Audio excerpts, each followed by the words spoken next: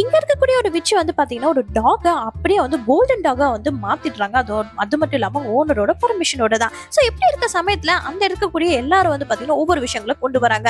இந்த இடத்துல ஒரு லேடி வந்து பாத்தீங்கன்னா தன்னோட ஹஸ்பண்டே வந்து கோல்டா மாத்திட்டா அப்படின்னு சொல்லிட்டு கேக்குறாங்க. சோ இவங்களே பர்மிஷன் கொடுத்தனால இப்ப அந்த விட்ச் வந்து பாத்தீங்கன்னா அவங்களுடைய ஹஸ்பண்டே வந்து அப்படியே வந்து ஒரு கோல்டு ஸ்டாச்சுவா வந்து மாத்திடுறாங்க.